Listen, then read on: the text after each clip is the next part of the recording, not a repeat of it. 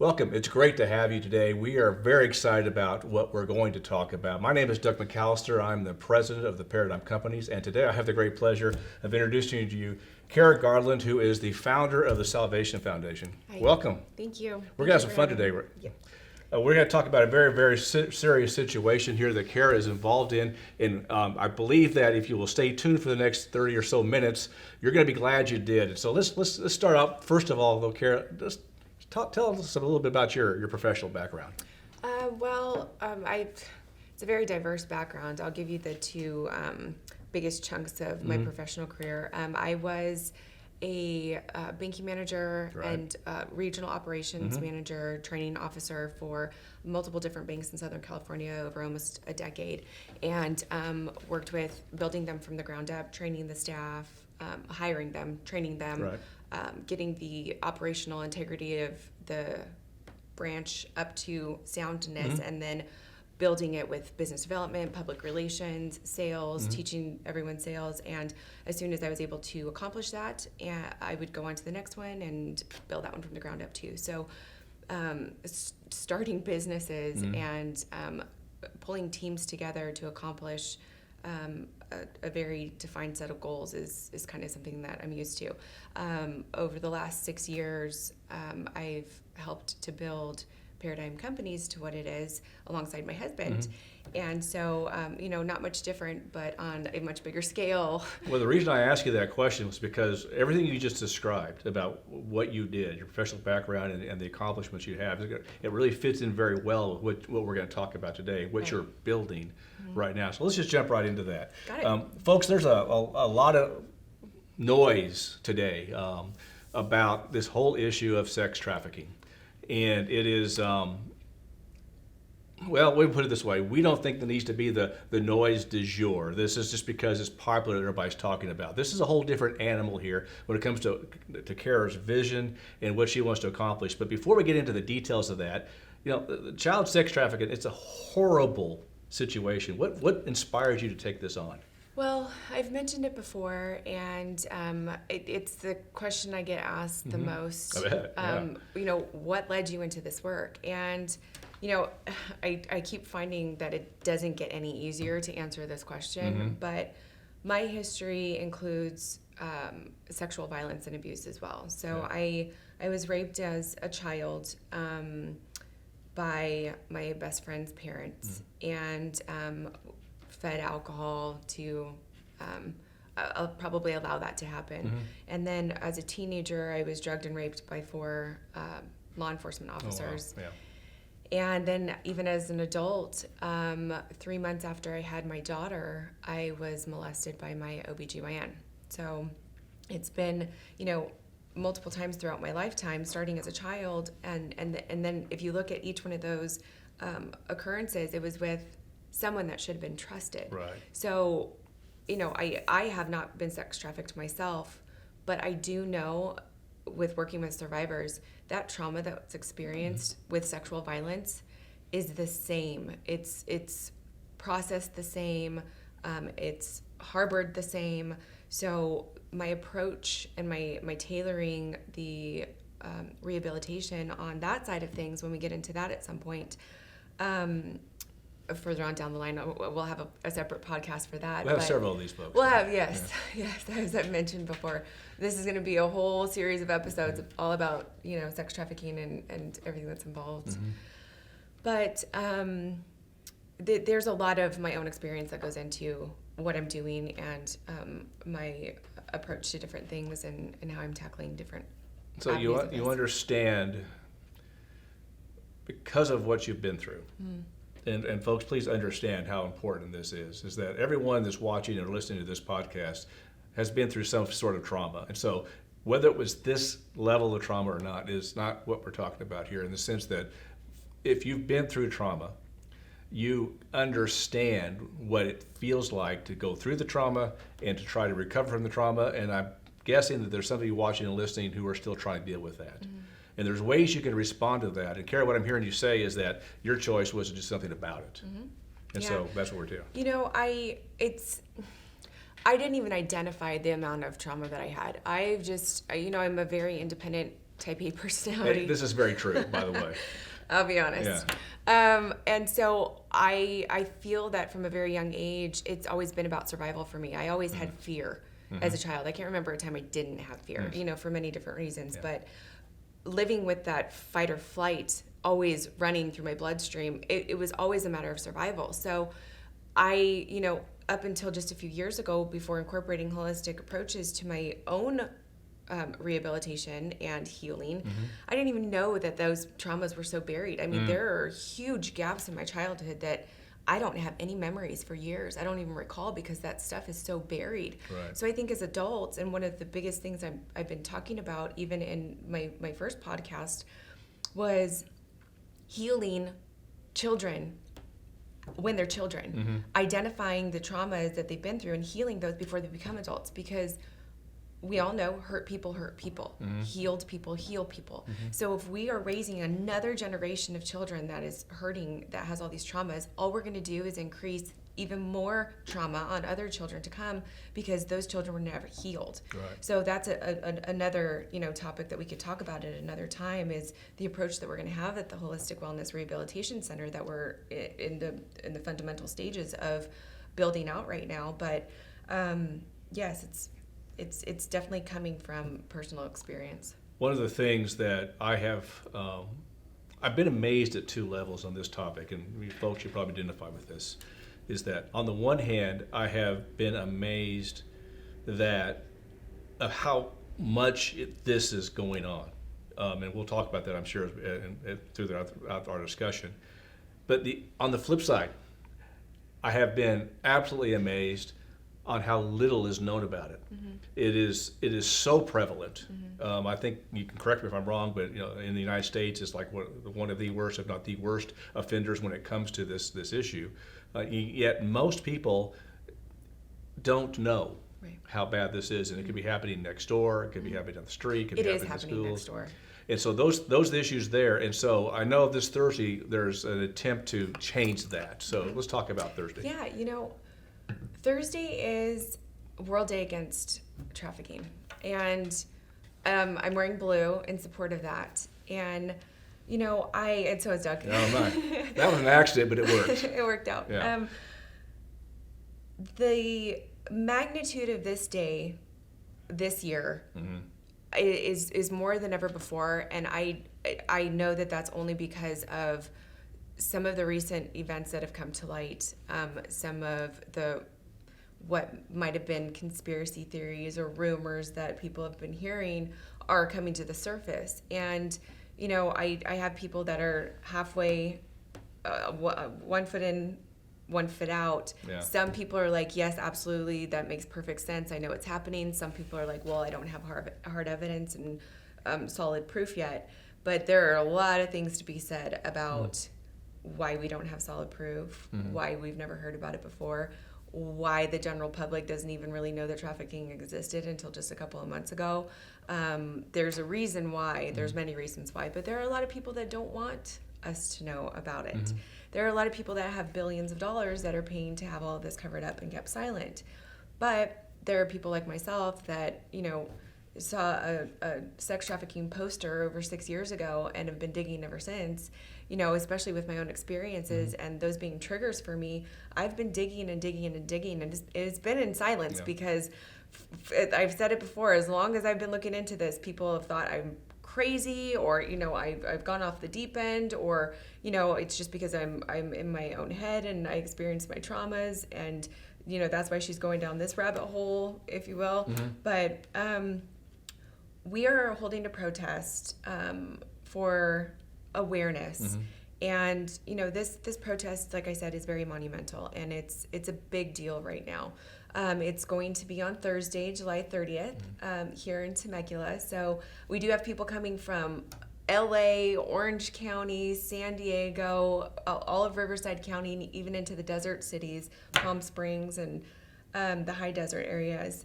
So the support that I've received is, I'm absolutely mind blown because it's been so much. But even though we're all coming together and we're all taking a stand, and we are, everybody's on this mission to save the children and to speak for them and to give them a voice that they don't have, they haven't had and they still don't have.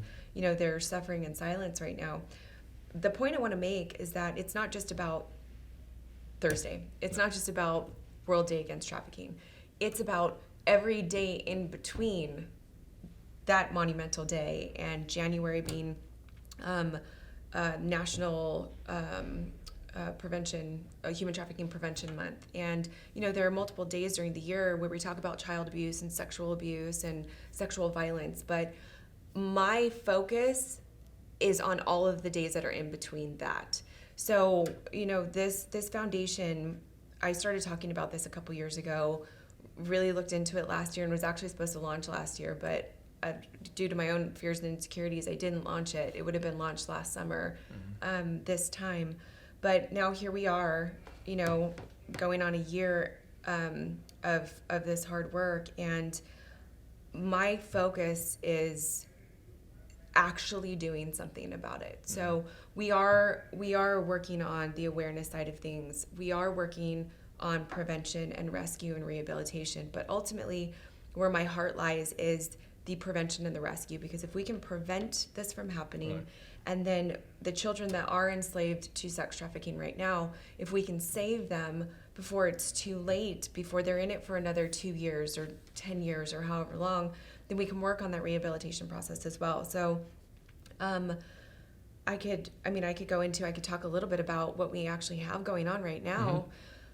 So I've mentioned on my social media and in the very first podcast on the YouTube channel that we are working diligently on putting together a dark web IT division, a investigative division, and a recovery rescue special ops division. So we are in communications with local DA, with local law enforcement, scheduling meetings right now with sheriff, police chiefs, undersheriff, talking to different political figures. Doug, being former mayor, is, assisting a lot, and I can't tell you how much I appreciate your help, and all of your support from the beginning when I started talking about all of this work. But our goal is to set up an IT division where we are monitoring the dark web 24/7.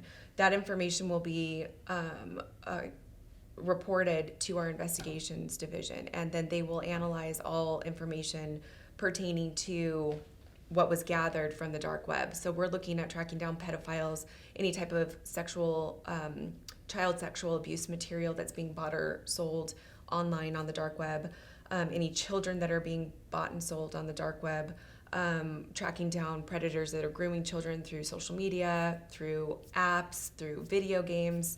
And then, we're looking to move that into something bigger and actually target and identify sex trafficking rings. And this isn't just on a local level, but that's where we're starting. So I've already been reached out to by multiple countries internationally. What are you doing right now and how can you help us? So working on the IT division with the investigative division, they're going to analyze all that information and work directly with local law enforcement to go and get these predators. Sting operations are going to be conducted. We're going to go and do search and rescue missions, and then actually do the extractions where we're rescuing children. So there's a lot of work that's going into this right now, and I'm telling you, I'm not sleeping very much.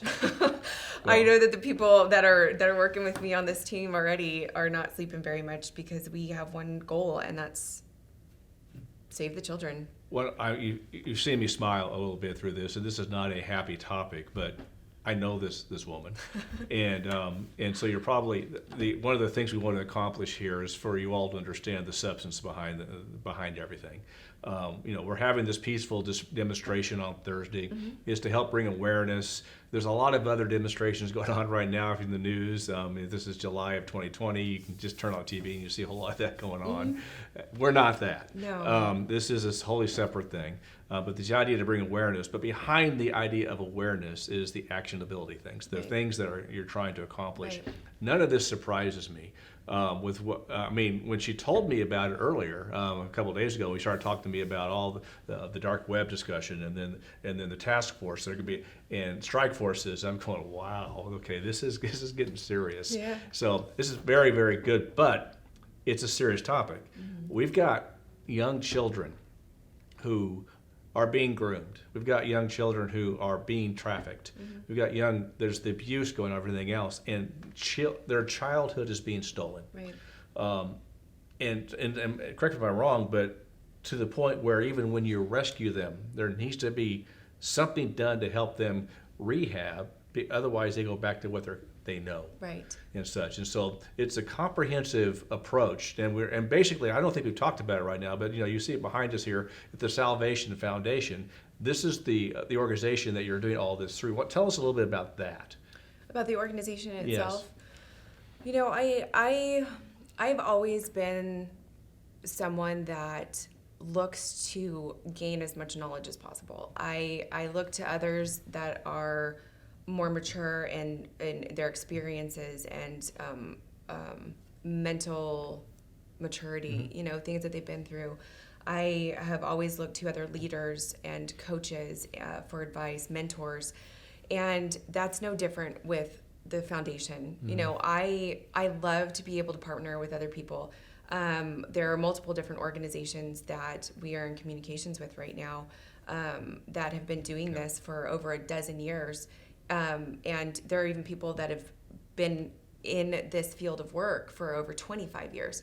So the people that I have as my support team and guiding me through this and making sure that I'm doing all of the right things, and I hold myself accountable, when it comes to work ethic and integrity, that we are going to do right by the children, regardless of anything else. This has nothing to do with anything else but saving the children and making sure that they have the best possible outcome, given what they've been through.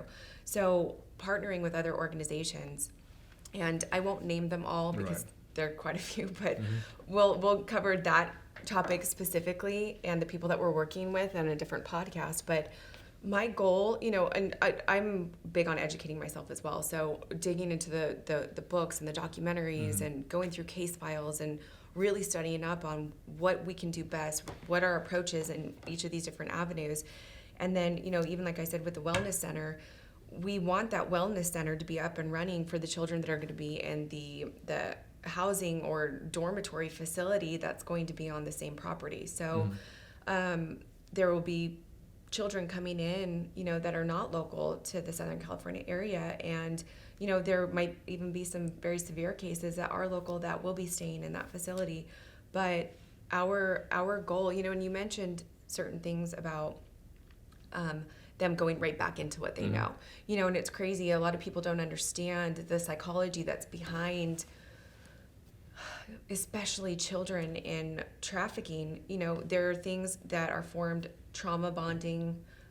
The predator will manipulate their minds into thinking that they actually love them, that they actually care for them, and they will break them down so much through mental and physical abuse that even the slightest little bit of recognition or reward, food is a reward, clothing is a reward, being able to sleep at night is a reward.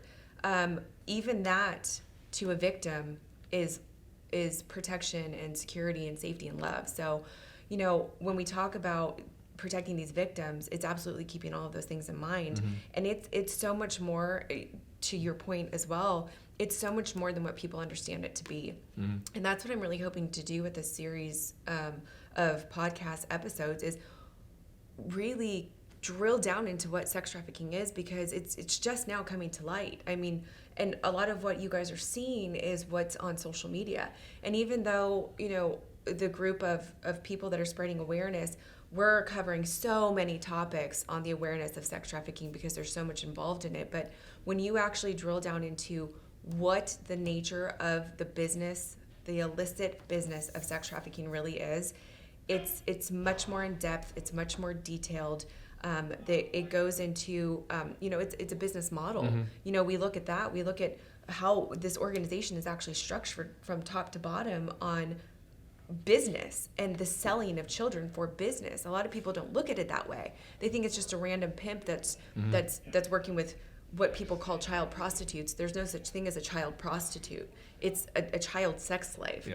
So there's some correct terminology that needs to be spread around to cancel out the incorrect terminology that people have been using to desensitize the public, the media. That's a whole other discussion, the lack of coverage by the media, but we'll get into that on There's another day. reasons for that, I'm sure, too. Because there are, Yeah. we mentioned the corruption, but that's a whole other, because I'll get a little worked up over that. But Well, one of the things that I understand that you're trying to accomplish here is because, as you folks, I hope, are starting to get a feel for, if you didn't already, this is a big problem. Yeah.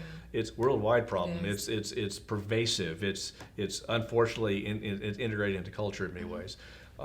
And so what I've understood about the Salvation Foundation is, one of the things you understand up front is you can't do it by yourself. Right. So you're looking for organizations, and if you're watching and listening and you're part of an organization or you know of one, you're looking for organizations to partner with, to join forces with, and then part of your mandate is to shine the light, because there's folks that have been doing this, as you said, for over a decade or longer and such, but they've been in the trenches and they've been slogging it out and doing their best they could, but they don't have maybe the resources that you're going to have and things like that to maybe get the attention of the folks to maybe do something about this. And so partnering with these folks becomes a big deal. Right. And I get asked a lot. I don't know how to help. I feel helpless because now I know this stuff. I know this information, and I don't know what to do with it. I don't have the resources to be able to help, but you do. So some of the most simple things that you can do is continue to spread the awareness. So I have people sharing my posts constantly, opening up those lines of communication, getting comfortable with talking about something that's been so uncomfortable to talk about forever. This has been going on for centuries, thousands of years, in different forms and formats, but it's been happening. So now's the time that we actually speak up and then do something about it. So, with my partnership with multiple different organizations, like I mentioned, we all communicate, we all talk amongst one another, and we are all in the same mission to save the children. You can continue to share posts, you can continue to create the awareness. I encourage you to visit my website, salvationfoundation.com.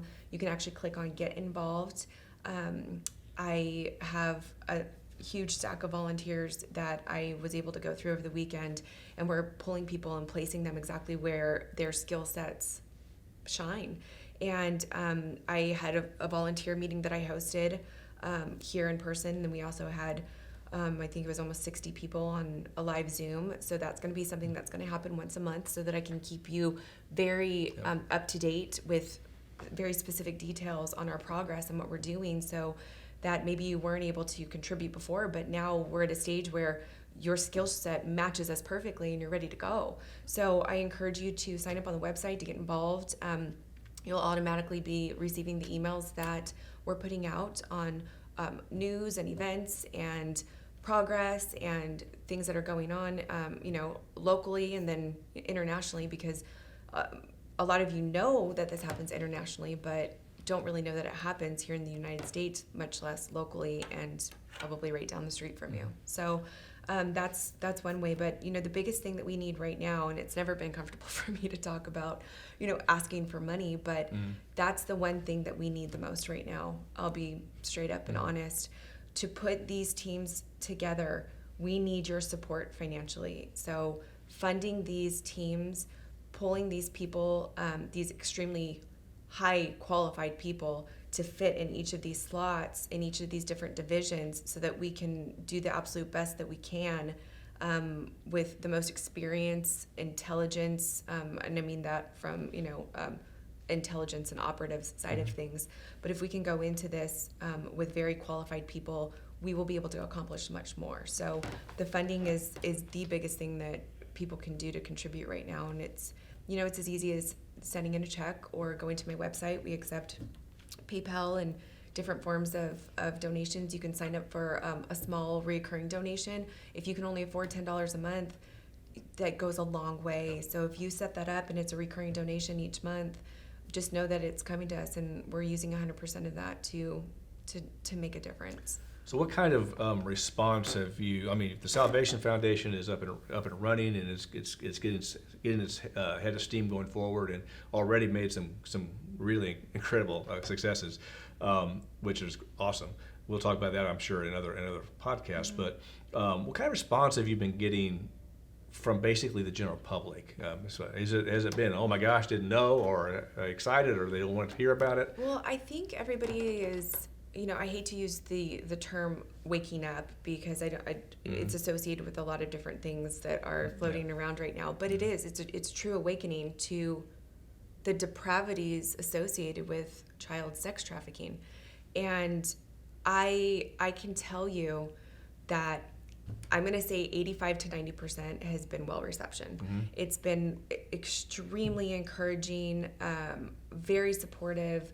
I am speechless almost every single day with some of these heartfelt emails that I get, letters that are being sent in, posts on social media.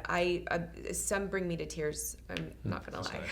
That's nice. It's emotional both ways, But then there are still a lot of people that are very, very attached to what they knew to be reality. So there's cognitive dissonance that's still taking place as well, And I can't blame those people, with what the mainstream media has and has not been sharing with people.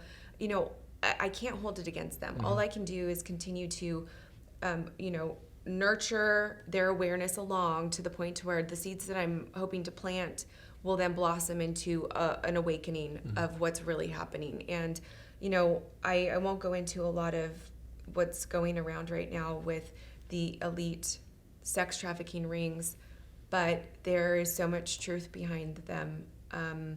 That's for another podcast. Right. But when you really start digging and you really start focusing in on who is at the very, very top of these sex trafficking rings, it starts with the pedophiles, and then it expands to the local sex trafficking rings, and then it gets broader and broader and broader, and soon enough, you are experiencing and witnessing a global sex trafficking ring with just endless branches down into our local communities.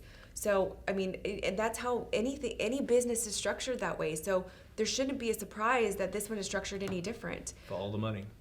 Follow the money. Go straight to the top, and everything else will make sense. So I encourage you all, and I do this on social media too. I've done extensive research. So what I'm sharing, it's a testament to the research that I have done. So when I'm sharing something, it's because I've done research, and I've really looked into it, and I've drilled into it. So I, to say my reasoning behind why I posted something or why I'm sharing something, it would take a long time for me to justify all of that information from, the past years to what led me to that moment to believe that this is true and that it holds, there's weight to it. So I encourage you to do the same thing, and I know it's going to take work and effort and focus and dedication, but if you want the answers, they're there. You just have to find them, honestly. SalvationFoundation.com, a lot of answers there, a lot of resources there. Yeah, and here, doing these podcasts, we'll be discussing a lot of topics, and I also encourage you to reach out to me and tell me, what else you would like to hear about. I have a long list of things that we're going to be covering, topics, and I'm looking to, I said one podcast a week, but it looks more like we're going to do 2 podcasts a week because people want to know, and I'm so thankful. So again, like I keep saying, I just want to thank you all for your heart to want to find these answers, for your heart to want to help, for your heart to want to support, and I honestly, I can't thank you guys enough. Well, so what I'm hearing you say is that by and large, the folks that are like you folks who are watching and listening, by and large, it's been well received. Yes. The response has been probably, in the sense, horrified.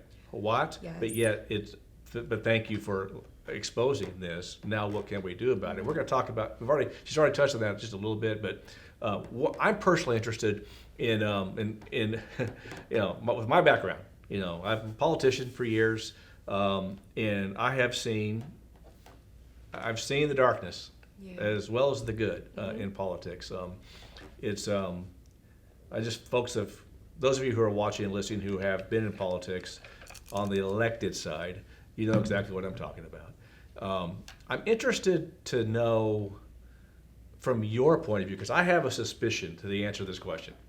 But I'm interested to know from your point of view, what has been the response you've seen from the elected folks in when it comes to their interest, awareness, or otherwise about this issue? It's been really positive. Good. Honestly, you hear about the corruption that's out there. You hear about the different people that are convicted sex offenders, child molesters, child rapists, and they're just like there are good and bad people of every race, religion, age group, gender identification, good people, bad people. It is what it is. It's black and white. There are good people and bad people in every aspect of life and in the world. So you do hear about elites, celebrities, politicians, doctors, teachers, your next door neighbor, family members, friends of family that are, whether they're corrupt or whether they're a bad person or whether they too are a pedophile or a child rapist.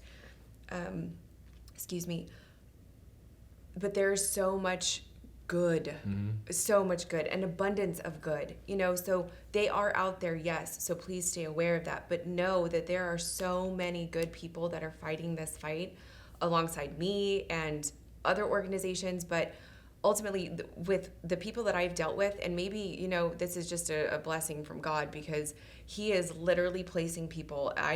They're coming to me. I'm getting referred to people. People are setting up meetings with other people. And I truly think it's because I have completely allowed God to take control of this entire organization. And he is placing people in front of me that I don't even know how I would have, had that contact without referrals. And I'm thankful because that makes me feel good about my own reputation. And I just have a love for good people, and that's what this is. This is a good people fight, and so I'm thankful for the relationships that we have and the people that have walked through these doors and the people that are working alongside me in this right now, because there are so many good people, good politicians, great law enforcement officers, great teachers, people that served in the military are coming through the doors for the interest in the special ops teams. I have stay-at-home moms, stay-at-home dads. I have people that are working even in our industry, in the real estate industry, are coming out of the woodwork. I see people from every walk of life. It doesn't matter where you are or what you do or what you're not doing. The people's hearts are shining through, and I think during this time with the uncertainty of what's going on in the world right now with COVID, and so many people getting sick because of that and worried about so many things, there's been this really unique shift in people and their outlook on life. And even though there was so much fear in the beginning, I really think that people are starting to see the light at the end of the tunnel here, and this gives them hope, knowing that they might be able to do something, Make a difference. to make a difference, and help children, If you're watching and listening, and you have any involvement in politics, some of you may be a contemporary of mine when I was an elected official. What I'm about to say, you're going to understand. For those of you who have not had that experience, congratulations, first of all. But please hear me out on this. For the electeds there, I know that as an elected official, you get hit up every day with some cause or another. Somebody wants you to do something. Somebody wants you to stand up for something. Someone wants you to take a stand. And it's literally, it could be 3 or 4 times a day. I remember those days very, very vividly and such. And you have to make choices. Otherwise, your voice becomes watered down. I get that.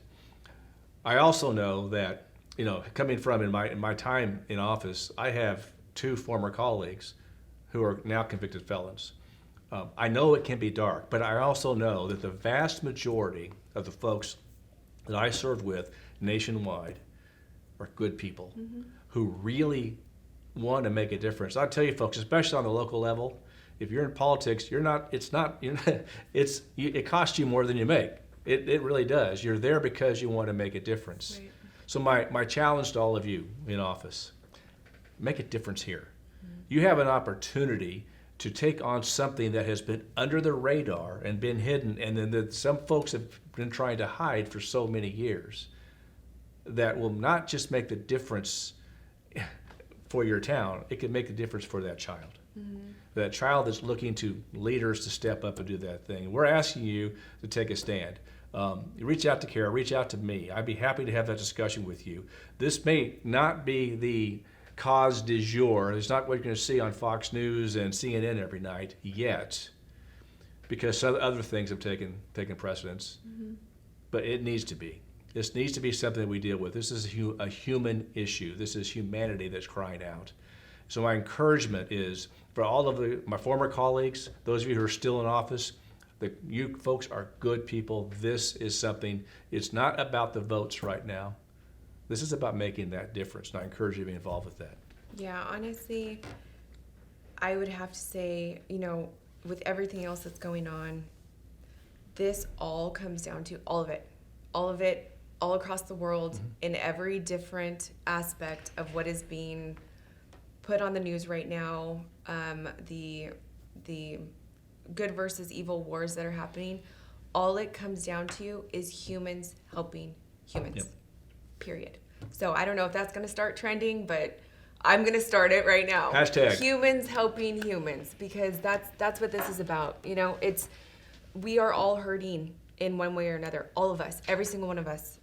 Most of it stems from childhood, whether it was the way that we were brought up or what we endured as children during our upbringing. But we are all hurting. We are all fearful. We all just want love. Put all of that pride and ego and pain aside, and ultimately, way deep down in there somewhere, even though you can't admit it, I know that it's just because you want to be loved, you want to be acknowledged, you want to feel appreciated, and I know that, and I see it. And so I love you all, and I just want to thank you. I'm very humbled with a lot of what I've been through, and I will be sharing more about that because I have a lot of extra time. Another podcast. You get the theme here. Another you podcast. do. We're writing a book for a survivor right now. So I've mentioned that before, but she's sharing her entire story as a child that was sex trafficked. She experienced many different types of trafficking, including satanic ritual abuse. She's witnessed satanic sacrifice, tortures, murders. The list goes on and on. Anything that you've ever looked up in the scope of child trafficking, sex trafficking, she's experienced herself or witnessed. So I have a lot to share about myself too. Unfortunately, my traumas don't stop with just sexual violence in my lifetime. There's a lot more that's there.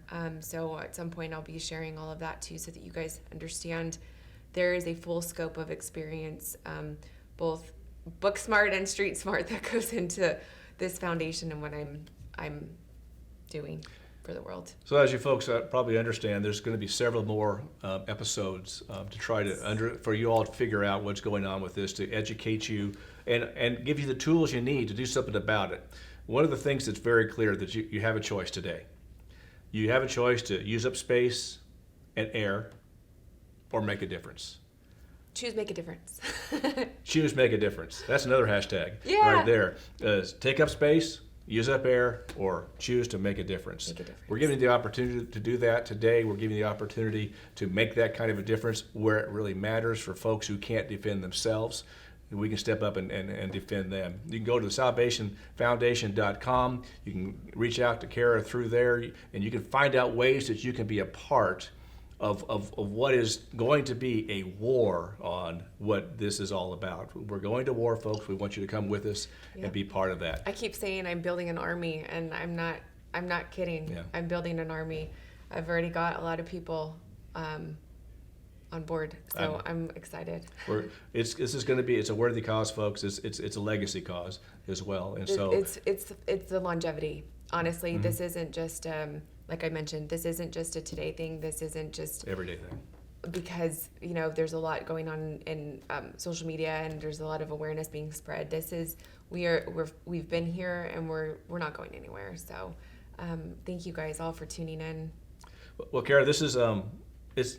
I almost have to put it this way, but it's been fun. But more importantly, it's been important. Yeah. This has been important, and I appreciate you taking the time to do this. And we're looking forward to the rest of the episodes. Yes. The 300 or 400 of them we're going to have. And A lot. a lot of them. So, folks, we thank you so much for taking Thank the time you to guys so tune much. in, and we'll look forward to having another chat with you very, very soon. Thank Take care. you. Bye-bye.